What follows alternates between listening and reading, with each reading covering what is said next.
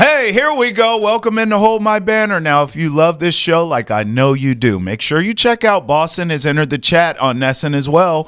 We discuss all things Boston sports and pop culture. Check us out. Boston has entered the chat is available on YouTube, Spotify, Apple, Amazon, and wherever else you get your podcast.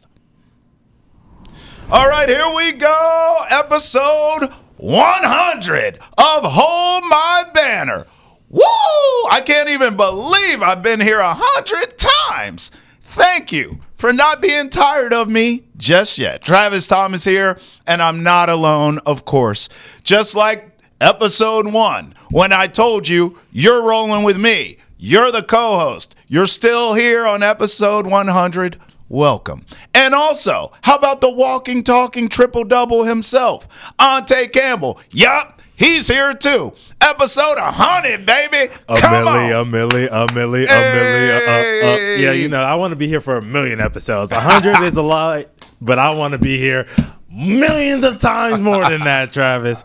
So I'm excited to be rolling with you, dog. No. By the way, I just want to say, yeah, I woke up this morning feeling really good because everybody's in our comments of our videos. They're talking about the Rockets. They're talking about Jokic being MVP. And Rockets fans, I'll get to you eventually. You know, I have a lot of love for y'all. But I want to talk to those Jokic truthers out there. Look, MVP race isn't finished yet, all right?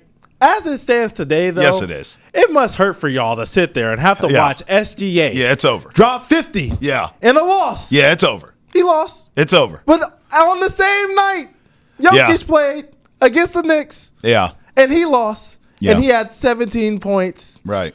And like 6 rebounds, 6 assists, something like that. But I had to watch him getting killed in the pick and roll all day long. And I was telling everybody that he's not a great defender. And that is what's going to hinder him in this MVP race when you see SGA doing what he's doing, being a top 15 defender on the defensive end. Right. And being a top 10 player, maybe even 5 on the offensive end. He's top 5. And he ain't 5. Right. It might be even higher than that. Might be top 3. Might be top 1. Right. So, I mean, hey, I'm feeling great. Episode 100, I'm coming in real spicy. I see that. First of all, Jokic truthers is hilarious. Secondly, just the fact that we're here celebrating on episode 100, and you are so petty at the Jokic truthers, as you call them, that you're just going to start it going off on them. I mean, it's typical Ante Campbell, and I love that about you. In fact, we are celebrating episode 100. Let us be clear. The good folks here at Nesson provided us with a nice, beautiful 100 cake. How about that? So at the end of the show, we'll stop running our mouths and we'll stuff them with chocolate. And I can't wait. Also, before we get this party started, did you see Caitlin Clark turn down the NBA for the 3-point contest? Embarrassing. Yeah, and like I told y'all, I'm coming real spicy mouth in this episode. So we'll get into that a little bit later. Man. Did you turn that into a verb? Real spicy mouth. Spicy mouth with the F. MOUF. Okay. Yeah. Okay. Episode 100, peeps. That's where we're at. We'll bring Ante back so he can be real spicy mouth all show long. But I want to start here because, you know, I never miss an opportunity to toot my own horn. Toot, toot. Because we correctly predicted on the show that the Celtics needed the Bulls to come to town so they could beat the hell out of them after losing to the Rockets, and we correctly predicted a Celtics 20-point win. You see it on the screen here for our viewing audience. For those of you who don't, 122-100 over the Bulls, and it's just what we got. We predicted that. You know, we're not taking some great victory lap. It is the Bulls. They stink, and the Celtics needed this bounce back, kind of get your swag back type of win, and we saw it happen. Now, I incorrectly predicted that Jayson Tatum would have this monster game. I thought that would happen because he struggled against the Rockets and he would come out and sort of reset the tone. Well, it was Kristaps Porzingis instead who went off. He had 8 threes. He grabbed 11 boards. He scored 26 of his season high 34 in the first half. I mean, he got it over with quick, fast, and in a hurry. So kudos to Kristaps Porzingis. Of course, Jaylen Brown had a great game, 28 points. Of course, Derek White, steady-handed, per usual, did his thing with 22 points. So although I was wrong about Tatum having this monster game, certainly as a team, it was typical Celtics. Beat the hell out of the lesser opponent, the inferior opponent, get your swag back, and it's a good thing because now they have a 3-game roadie coming up. Tatum, 16 points and 8 boards in the win. So, okay, pedestrian. But can I take a moment and defend Jayson Tatum? The Celtics haven't been playing well lately. 7-6 in their last 13 games. Not very champion-like, not very Celtic-like. But I want to defend Jayson Tatum because I'm seeing a lot of pushback, and I'm seeing a lot of the same conversations that we've had over the years about him pop up every time the Celtics aren't quite playing to the expectations. I've been critical of Jayson Tatum when need be, but I need to be fair, and I need to defend him when he needs defending. On one hand, even though I gave you his numbers in the Bulls game, which wasn't great, 16 points, 8 boards, didn't shoot particularly well, I would argue that consistency is underrated in general in all sports, but especially as it pertains to Jayson Tatum. I looked up the numbers here. I mean, this season, this guy shows up every single night. He's delivering 24 points, 8 boards, 5 dimes a game. That is consistent across the board. Every single night, this guy shows up and leads you in that way. Now, he has brighter nights than some others. And then he has duds, which I would say against the Bulls, yeah, it wasn't his best performance like I thought it would be. But consistency. I mean, that's the name of this guy's game. He's available every night. He plays hurt. The Bulls game, he's dealing with a banged-up knee. He played anyways. They won by 20. Yeah, I mean, I would actually argue the thing that people say about him, well, he's soft. Well, I just told you he played hurt against the Bulls. He plays every night. You think he feels great every night? Hell no. This isn't Porzingis we're talking about where you're trying to rest him so he's fresh for the playoffs. Nah, bruh. You're the face of our team. Get your arse out there and play. And he does. And he's consistent across the board. Okay, so the toughness moniker, you got to relax on that. He is tough. He's just not in your face pushing guys around or yelling at people after a dunk like Ant Edwards. But that's not necessarily toughness. Toughness is consistency, which is why I say it's underrated. Plays every night. He plays hurt. He's a leader. I would also argue, people say, well, he's not alpha enough. He doesn't take over the game and want the ball. I actually think his strengths, his superpower, is that he's a superstar who's selfless. His peer, his equal, Jaylen Brown. He doesn't mind if Jaylen Brown shines. I think that's a great trait to have. He doesn't mind that his role players, high end, but role players, Derek White, Holiday, Porzingis. Hey, Porzingis, it's your night. Here you go, buddy. I think that's a great trait. He's not out here forcing shots, demanding ISOs, get out of the way, and taking guys off the dribble. And that's not who he is. It's not his personality. Some of the things we knock him for and we look at as like a curse are his gifts. The fact that he is selfless, the fact that he can fit in to the team, be one of the guys. Everyone loves Jayson Tatum. He's a great teammate. This is why the Celtics are champions. It's that sort of mental makeup from their two superstars. Jaylen Brown's the same way. So I just think at some point, and again, I've been critical of him, there are some late game scenarios he drives me nuts. But when I see those, I talk about him here on Hold My Banner. No big deal. We talk it out together. This show's therapeutic. But this stuff, like the second the Celtics don't play up to standard for a while, I just told you, I gave you the number, 7-6 in their last 13. It's not Celtic-like. I get it. They're not playing well. And I just told you he didn't shoot the ball well against the Bulls. But I also told you he's dealing with a knee injury. He's playing through it. And he is communal. It's not all about Jayson Tatum. He's about his team. That mental makeup of your stars is why the Celtics are champions. And although they're not getting many style points this season, Lord knows, I would still take them to repeat again. Now, thankfully, you start a 3-game roadie, and you're in Nolens taking on the terrible Pelicans. Here we go again. You got your swag back against a terrible, although talented Bulls team. Now you go to Nolens where no one gives a damn about the Pelicans. This team's playing like crap. I think another 20-point beatdown is incoming. In fact, I'll give you a score because you know I always do. I'll go Pellies 99, Celtics 121. Okay? And by the way, you're going to start this roadie off the right way, right? That's 2 wins in a row now. You're going to beat the Pelicans. It should be noted, in this 3-game roadie here, you go to Philly and you go to Cleveland. So it gets a little tougher. But think about this. I mean, we already know with Philly, they've underachieved all season. And then Cleveland, coming back down to earth lately. Have you noticed that? It's still very good. Still very formidable. Still could push the Celtics in a 7-game series. No problem with any of those statements.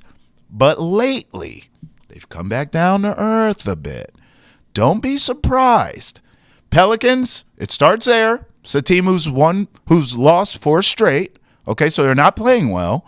Celtics come in on the heels of beating down the Bulls. They whoop this team as well tonight. Don't be surprised if they win all these games on the road. I could see them beating the Sixers. I could see them beating the Cavs. By the way, Philly and Cleveland, both those games, prime time. Just saying. Celtics show up for those primetime games. You could catch them on a random Wednesday night on the road when no one's watching against a crappy team, but they're taking care of that business too. Beat the Bulls. I think they beat the Pellies tonight. I'm just telling you, don't be shocked if this team wins and all of a sudden you're looking up and they're in a 4-game win streak and you're like, okay, Celtics are figuring it out. Beat the Cavs. Cavs not playing well lately. All of a sudden, that lead in the Eastern Conference for the Cavaliers starts to shrink. We've seen the Celtics with pressure, and they've responded well. We haven't seen Cleveland in that place yet. So all you people banging on Tatum and what's wrong with the Celtics, you could literally look up a week from – by the time we get to the All-Star break, the Celtics could have the Cavs right where they want them. And next thing you know, the Celtics are the 1 seed in the East all over again. Then what? Then what are we going to say? Oh, Tatum's great. Celtics are great. Yeah, okay. I'm keeping receipts on all the people taking shots at this team right now and taking shots at Jayson Tatum right now. I'm keeping receipts. I'm going to start calling out names. But I didn't want to do that in the first 100 episodes of Hold My Bet. That's a new wave. 100 on, I'm calling people out. All right, let's talk about NBA and WNBA news. I want to start with De'Aaron Fox. So all these trade rumors are going nuts. Before I even get into it, I want to give the kid some props here because he came out and he said, listen, all these reports, all these rumors, I have nothing to do with it. I haven't said any of this stuff, okay? And that's what he's supposed to do. But we all know where there's smoke, there's fire. So reportedly, he only wants to go to the Spurs. Okay, I've seen reports saying that this guy, his family, is buying up land and housing in San Antonio. That's how real this is, allegedly. So if I'm the Kings, I probably feel a type of way about this because we've already shown we will invest in you, De'Aaron Fox. I mean, we've given you a contract before. You're due up for another one. You're telling us you're not going to stay. But it's like we've shown you financially we'll commit to you. The Kings have also shown them we're trying to build a winner around you. I actually thought this latest rendition of the Kings was going to work. I was right on this show before the season started. I said, look, Sabonis, DeRozan, De'Aaron Fox, it's going to work. I think they'll be a top 4 seed in the West. Well, I was a moron. You look up now, I mean, the Kings are barely in the play-in range. So clearly it's not working. But credit to the Kings for trying. So because of that, I also get the De'Aaron Fox angle. Yeah, you guys have tried. Yeah, You guys did pay me once upon a time. Yeah, you did draft me. You do want me here. You do want to build around me. It's just not working. It's not. It's time for me to move on and to win. And I certainly understand wanting to go to San Antonio to play with that freak of nature in Wemby. Little knock on De'Aaron Fox here is he admitting he's not the best player on a championship team? Is he admitting I'm not a one? I need to be Scottie Pippen. I need to be a second option in order to win? Maybe.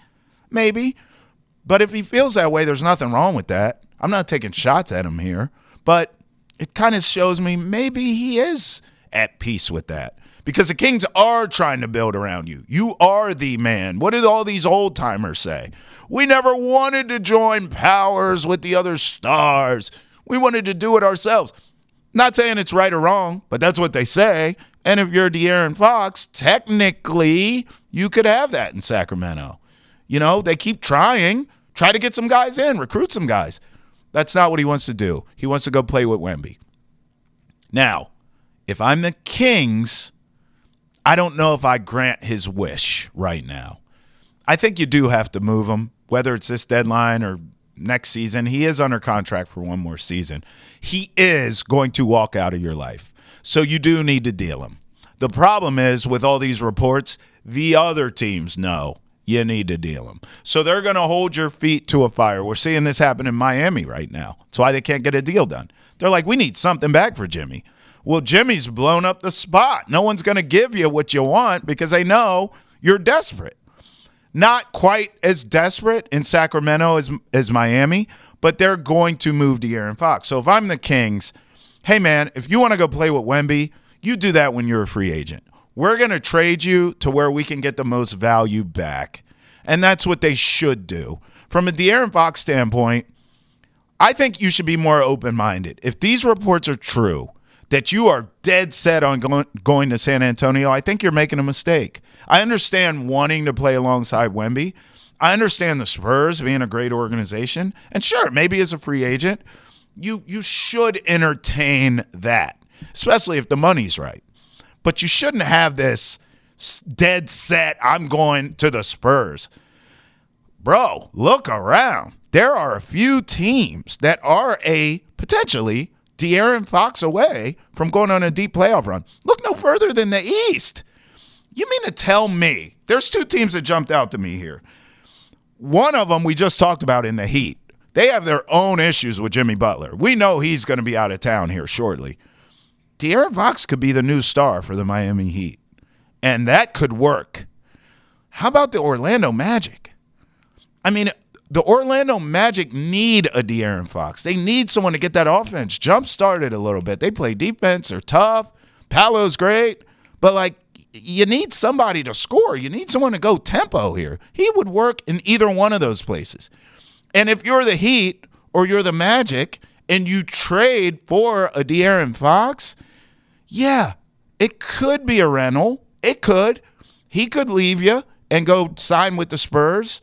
But maybe, here's a wild concept for everyone, maybe you get him and you win. I mean, what if the Magic get him and they're in the Eastern Conference Finals against the Celtics? What if the Heat get him? And it's the same thing. You win. You can't convince this kid to stay? Hey, brother, we can pay you too.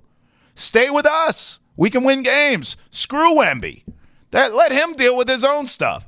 Stay with us. Let's win games. I would be willing. I'm just throwing out a couple names with the Heat and the Magic, but any team, if you feel like you're a contender, that's the key here. Key word.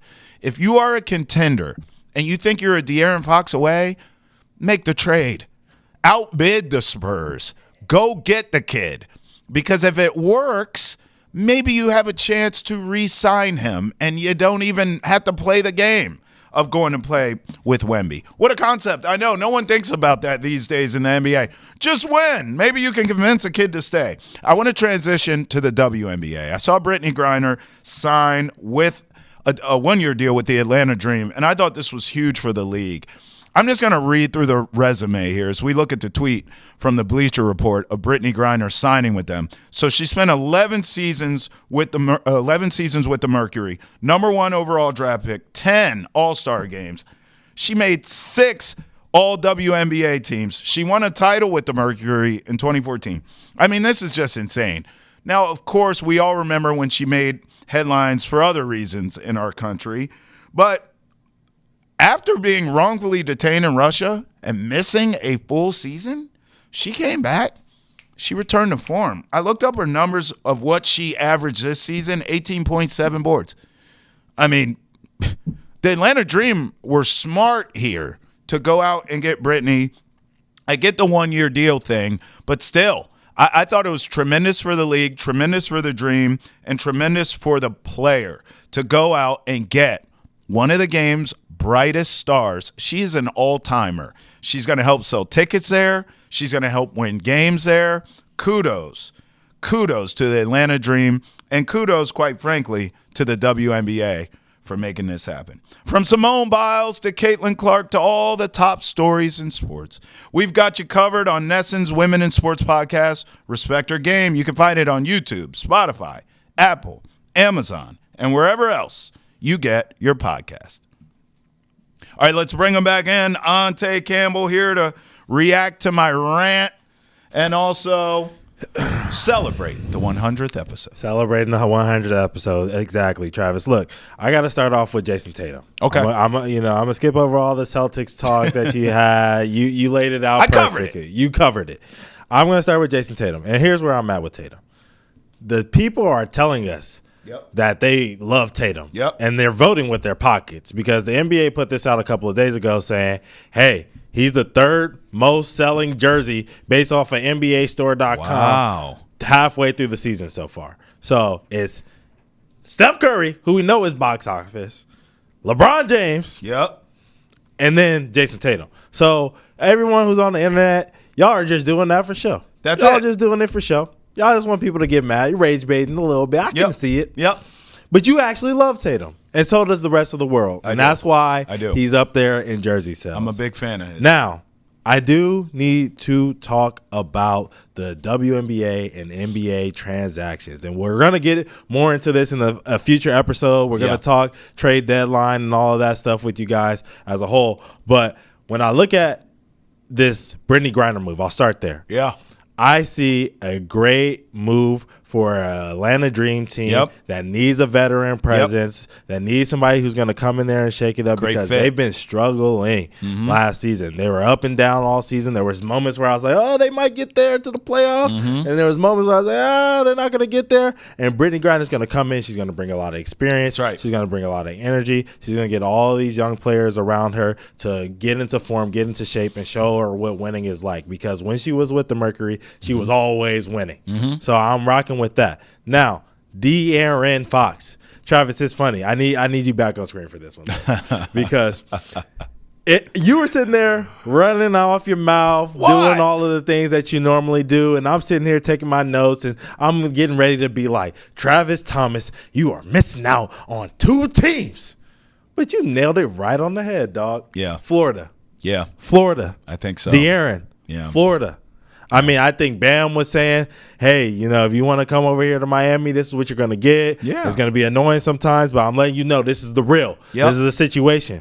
Orlando would be perfect. It's a perfect fit. If he's willing to accept, if they're willing to get a deal done, because we've been talking about all year and all of last year how many guards they have on their team at their disposal. I mean, they had to let Markelle Fultz, who was a great NBA guard, just walk and be a free agent because they had so many guards on that team who were good, but not, that extra echelon of great that De'Aaron Fox is. So if they could get off of some of those guys, I'm not saying which ones. It could be Anthony Black, it could be a Cole Anthony, it could be a Jalen Suggs, combination of them, picks, whatever, right? It could be a combination of it. But they have the assets, and they're a team that I was very high on coming into the season. You were. And I still am very high because they survived without Paolo for all that time. They've been surviving without Franz Wagner for all this time. So I'm sitting there looking, and I'm saying, if this team had a De'Aaron Fox, and then they have a healthy Franz, and Paolo's back in the lineup now, and we're looking at their defensive identity with Wendell Carter and John Isaacs when he stays healthy, and all these other guys, if they keep a Jalen Suggs off the bench type of thing, like this team could be really, really special really quickly. It could. And so I would love that. Now, because you threw me off pace, and I only wrote down 2 teams at first, I was like, okay, let me go look in the West. And look at some teams that would make sense to me. Now, if Fox is getting traded, if Jimmy Butler's getting traded, if Bradley Beal's getting traded, it's going to be a multi-team deal. It's going to be a mega deal, probably. That's what it looks like at least today. That's right. So I'm looking at a Phoenix for him with him, Book, and KD. I could see that kind of working out and being a good fit. I don't know if it's necessarily a championship team, but I think that's something that Phoenix might be interested in. Now, what could go back to Orlando or whatever, I don't know. Multi-team deal once again. But I can see those 3 saying, hey, we can make something happen here and liking it and getting something done, right, and asking for that. Then, on the other hand, we've talked about it in great length on Hold My Banner. Not that we want to help the Warriors, because I've told you a million times that nobody wants to help the Warriors. Hell no. But it would be great to see him get over there and get with his boy Curry. He's a part of the Curry brand. He's the first Curry brand athlete and all that other stuff. It would be a great thing for the NBA narrative pushers out there. Oh, they're besties, and they got a shoe brand together. And Curry's wearing Fox's shoes one game, and Fox is wearing Curry shoes, and and all that fun and dandelions. So I would love to see those 4 teams, Miami, Orlando, Phoenix, and Golden State, as the 4 options, because I don't really think the Spurs thing is going to work out, in my opinion. Well, I don't know if it will. He can force it to work out when he becomes a free agent. Exactly. You know what I'm saying? So that's where I'm looking. I think some of those teams make sense, a lot of sense for the Kings. I think some of them will make a little less sense for the Kings. But we're living in a world where you could do a 20-team trade. That's right. That's right. Who cares, right? Yeah. Listen, I'll say this. I like your other teams that you added. I don't have a problem with any of them. I think there's, to your point, there's better fits. You could rank them like best fit kind of deal, but I don't have a problem with the teams. I would add the Spurs though. The only reason I say that is because I would like it. The Spurs have the advantage over everyone, right? Because what they need to do is keep their mouth shut and just sit back and wait. Yeah. If all these reports are true, it doesn't matter. Trade here, there, Kings, Fox, assets, blah. Right. Spurs just need to sit back and wait for him to touch free agency. That's it, just to touch it. Give him a bag.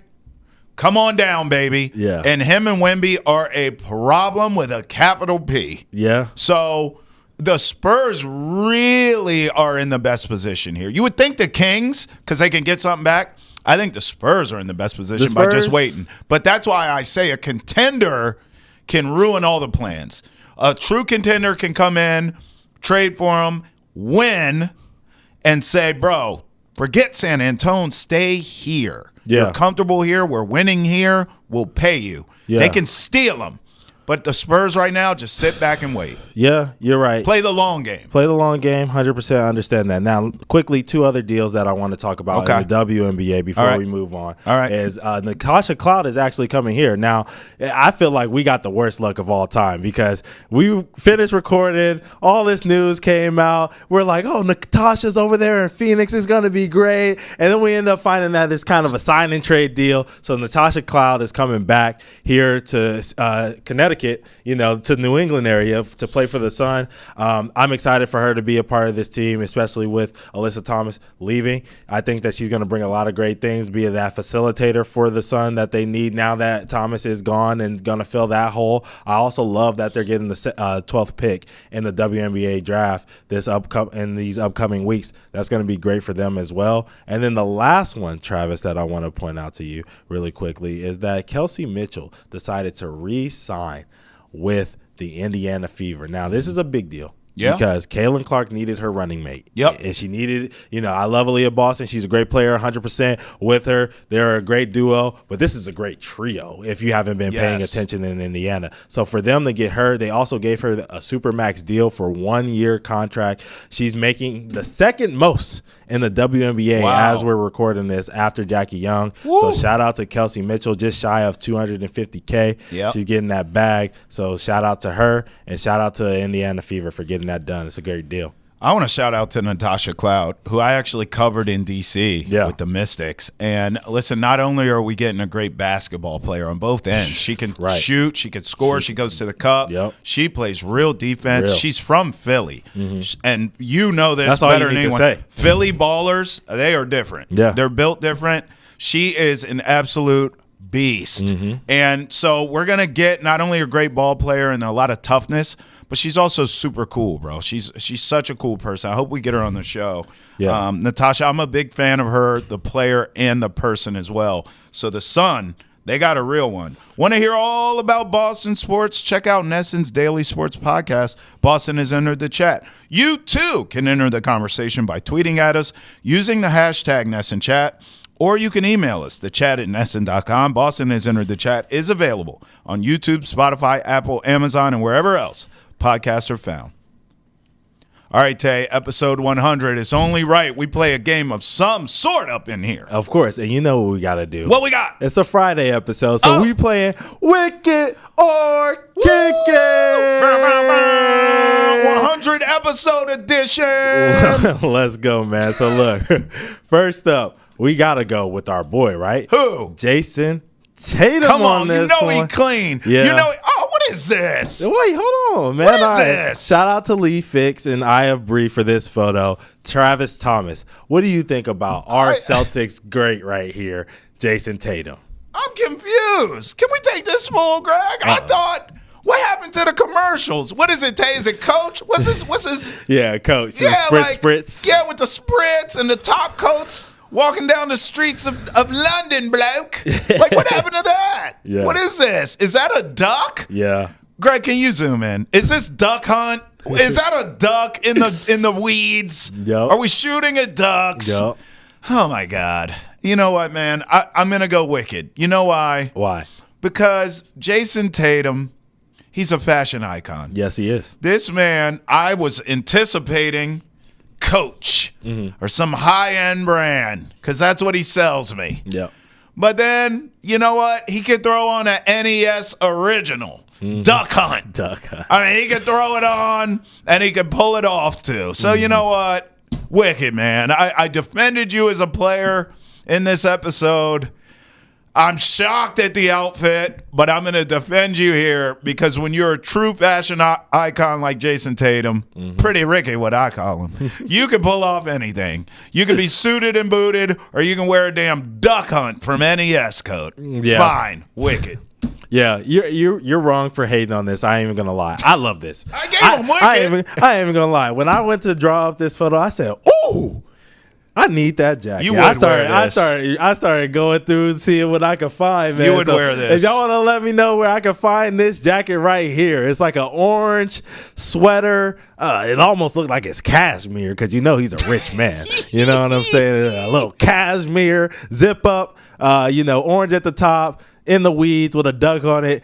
I'm telling you, this is fire right here. And then if we could go down to what he has on his feet, because you know I'm a shooter. I didn't even see his feet. You know I'm a sneakerhead. And he's got the J Balvin threes from Jordan Brand. You know he's a Jordan Brand athlete sponsored by him. You know what I'm saying? So I love this from Jayson Tatum. He's wearing a great fit. And it's a chef's kiss. Chef's kiss? Chef's kiss. I gave him a pity, Wicked. I'm giving him this is an ante out of 10. This is an ante out of 10 because this is an ante fit. So, yeah. Yeah, I could see you wearing Wicked. this. I could see you wearing Wicked. this. All right, next, we got another guy Who's out this? in Minnesota. We got Julius Randle. I mean, I shout out hate to League this. Fits for this photo as well. What do you think of this one, I Travis hate Thomas? this outfit, but it is brick in Minnesota, so I guess I get it. You can take it full, Greg. I mean, the brother's cold. I mean, it tells you, this outfit says it is cold as hell out here.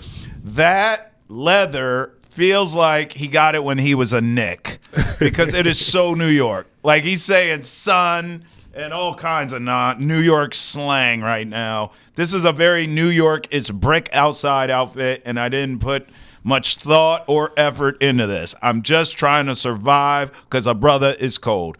So really, I'm going to kick it, but But this is a high-end kick it. It's a borderline wicket. It just feels lazy, and it feels cold. But I'm going to go kick it because it's lazy in the end. Yeah, I'm with you. It's definitely a kick it. You can tell he's cold, bro. He's trying to get warm. When I saw this, all I was thinking of, I was like, what is that Adam Sandler movie where he runs around with the little kid? Big Daddy. Big Daddy. He looks like he stole this jacket from his dad's closet. He's a little kid. He's like, I'm cold, Dad. He's like, put this jacket on, boy. And he's got him drowning in it. And he's walking around like a lost kid in the zoo. Sometimes he plays like a lost kid at the zoo. I ain't even gonna lie. So this fit, kind of makes sense. Now, if we could go down to the feet, we could barely see him. It looked like Chucks. No. I'm gonna tell you exactly what those are. Those are Rick Owens. Oh. And now I am tired of Rick Owens shoes being worn by every single NBA player like and fashionista. It's overdone. I do like the green camos, but this one is a kick it. Doesn't it like them kick it boots he got on his feet right there? Doesn't this feel? It looks like a New York-ish brick out. Like I feel like take it full, Greg. It feels like it's saying dead ass is brick out here, B. Like it's got. I'm telling you, he's still in the Nick mentality. He's probably still using New York slang. Yeah, I'm telling you, bro, it's cold. Yeah, man. I feel him. It's cold in New England too. I get it. Them Ricks just. Would you say Pretty Ricky? What you call him? Pretty Ricky? What I call him? Yeah. All right. Whatever. On to the next one. We got Tyler Hero here with What's a he got? fit from Miami. What is this? What do you think about this one? Travis Thomas. Shout out to the Miami Heat and league fits for this photo. This is MGK, dog. Okay. I mean, and I don't mean that as a compliment. I mean, hey, MGK had a bad woman standing next to him. Did. So, He did. Anytime you say MGK, it's a compliment. He had a Megan Fox with him. Did. Whatever. This is too MGK for me. I don't like it one bit. Okay. I'm getting MGK. I'm getting hi. My name is like Prime Slim Shady. Like I can't do this. Oh my The whole God. fit. Like it's too much. It's 90s. But like I'm grunge, but I rap on the side. Like you're giving me too much here, Tyler Hero. Like I need you to pick a lane. Now the pink is obviously a Miami Heat vibe, yes. right? That's a Miami Vice. Yeah, you got that Vice City. Yeah, you Miami got the Vice, pastels. You know what I mean? But then you get this Lilith Fair shirt rocking, and then the baggy jeans. It's just too much. Are you MGK or are you Shady? I can't figure it out. You could fit two of them in these jeans. This is kick it. I am kicking this back to 8 Mile with Slim Shady where it belongs. You know what I see when I see this fit? All I see is that little boy in his room at 14 years old, and my mom doesn't understand me, man. She just doesn't get it. And, we got to shout out to Boston because I hear this at every Boston arena that I ever hear. But I'm Mr. Brightside.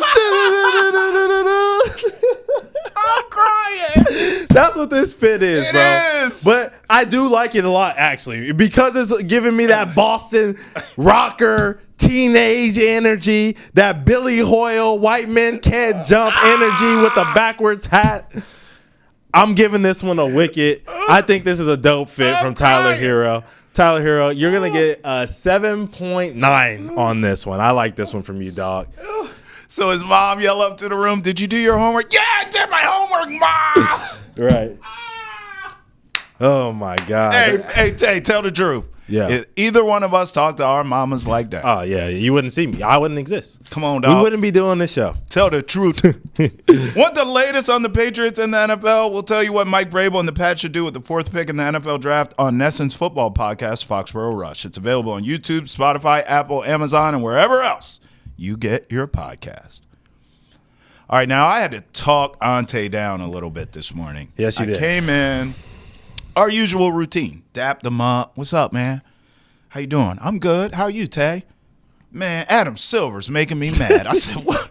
Wait a minute. What's going on here? He said, we'll talk about it on the show. Then I saw him editing a soundbite. I said, oh, my gosh. Tay, the floor is yours. I know Adam Silver said something to trigger you because I've seen you act this way before. Yeah, so he's talking about shortening games, possibly to 10 minutes, which we'll get into. We'll hear him say it. But he was on the Dan Patrick show. Okay. And Dan Patrick asked him, he said, hey, what are some of the things you're considering, changing in the NBA? Like, what are you guys talking about? Not even just considering, like, what is being floated out there? It may have some traction, may not. Yeah. But, yeah, we want to know. The people want to know. And so Adam Silver told us what he felt. And take a listen. Something else that I'm a fan of, and I'm probably in a minority, as we get more involved in global basketball, the NBA is the only league that plays 48 minutes. And I am a fan of 4 10-minute quarters. I'm not sure that many others are. I mean, putting aside what it means for records and things like that, I think that a 2-hour format for a game is more consistent with sort of modern television habits. I don't think people in arenas aren't asking us to shorten the game, but I think as a television program, being 2 hours, that's Olympic basketball is 2 hours.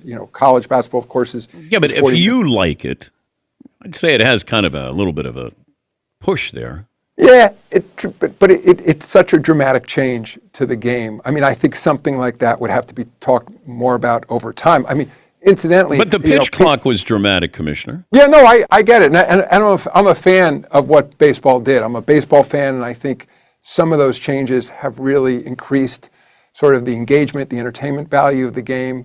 And so I'm paying a lot of attention to that. And in fact, I've used the pitch clock, the sort of the increasing the size of the base, et cetera, in meetings at the NBA to say, if baseball, which is more locked into tradition, and I don't mean that negatively, than any other sport. And part of what baseball provides is the tradition, the legacy, that if they're able to make those changes, certainly we shouldn't be afraid to look at changes as well. So, I also think, though, we have made a series of changes over the years. They haven't been as dramatic in many cases.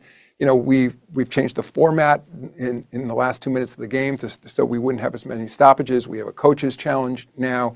We had the hack-a-shack issue. We changed the rule there. I mean, we added the cup, which we now have. We have a play-in tournament. I mean, so we've made significant changes. Yeah, listen, I appreciate that the NBA is willing to change. Yeah.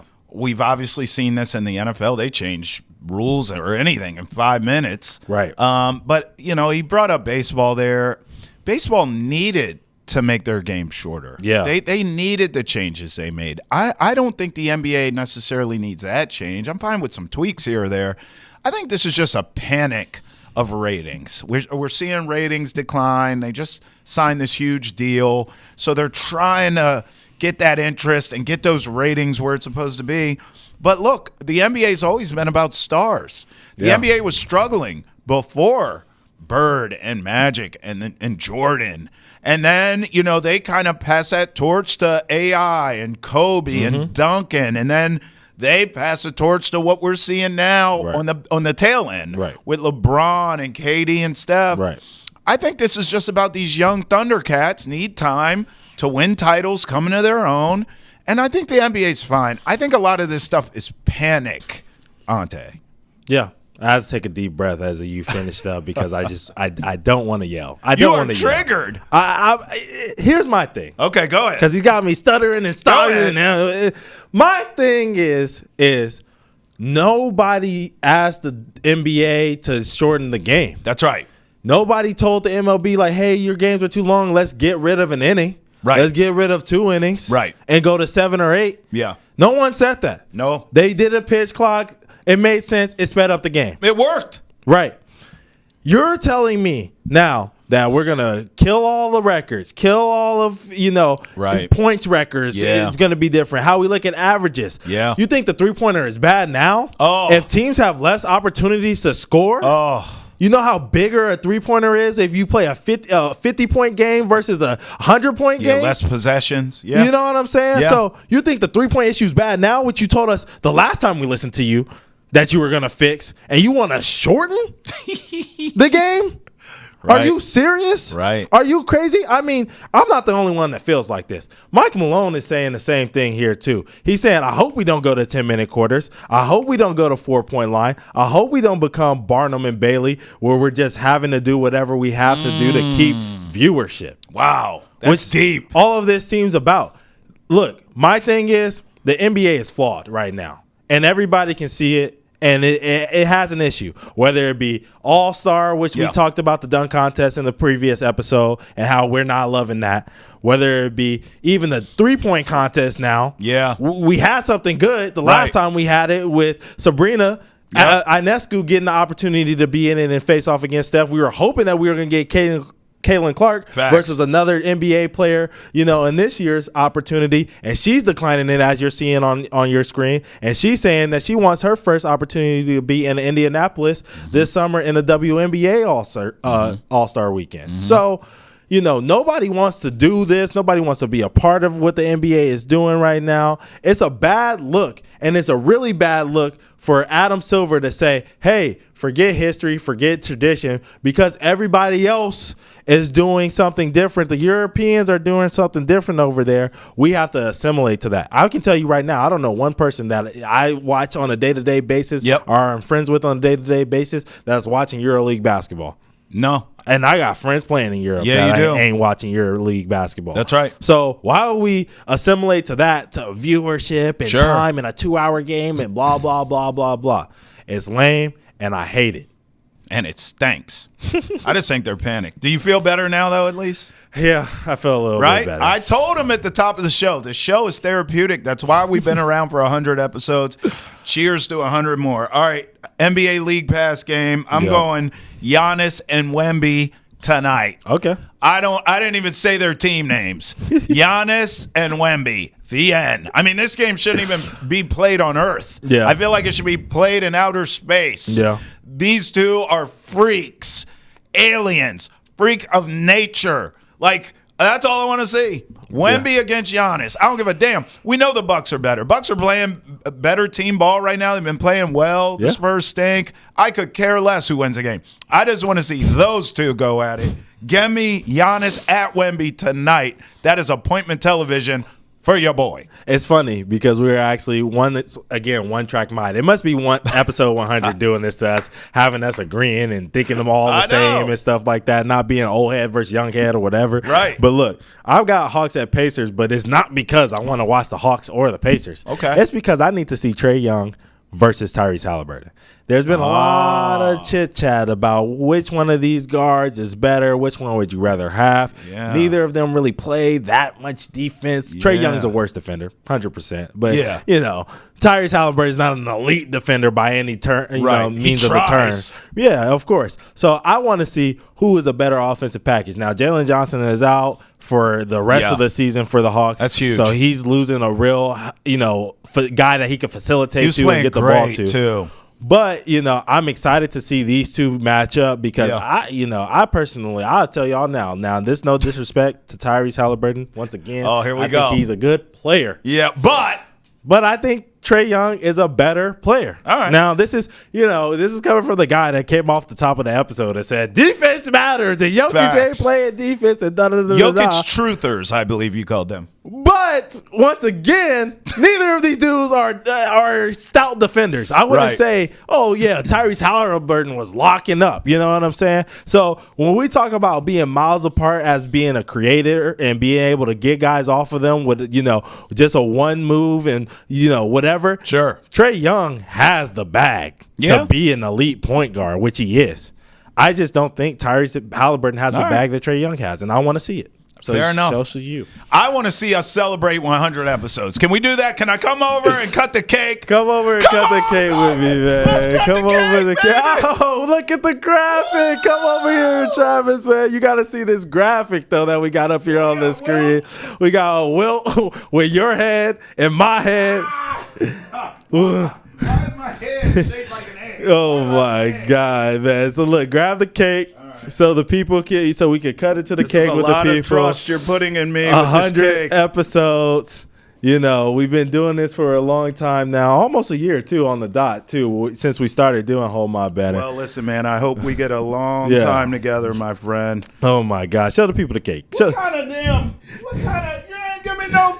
He just gave me a spot. Hey, that's all we had. You know what I'm saying? That's all we had. In episode 101, we're going to work on the budget and get us a knife up in here. That's all you need. It's a cake. We grinding with a spatula here on Hold My Banner. That's all you need. It's a cake. You That's know what great, I'm saying? man. That's it, man. But Hey, look, man, it's been great working with you, brother. yeah, man, You it's know- been great. Oh Here, man, let me- go I ahead. got it. Tell the I got people it. how you feeling, dog, because you look got like you're it. about to tear up on me. I am, man. I'm getting emotional. I'm going to move these hundreds of so I can cut this thing. You look No, like it's been fun, man. The thing I like about this show, we're both therapeutic to each other. Yes. I come in, I'm loud all the time.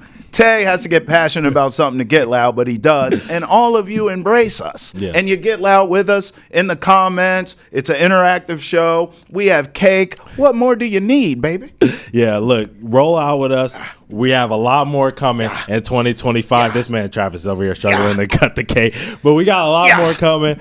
Bigger and better. Hold My Banner coming up for you guys. Travis and I are going to be doing a lot more yelling at each other as we always do. A lot more singing, a lot more fun. Facts. We're going to be getting involved with you guys more. So hit us up in the comments. Yeah. I know you guys have been arguing with me in the comments, and I love it. And we're just going to do this for 100 more, like I said at the beginning of the Bro, episode. you called them Jokic truthers. Of course they're going to argue with you. Come back. Join us again next time. I'm doing a great job with this. We love you guys. We're going to go enjoy this cake. Look at this graphic, bro. And all right, man. We'll see you guys next time. Have fun. Peace.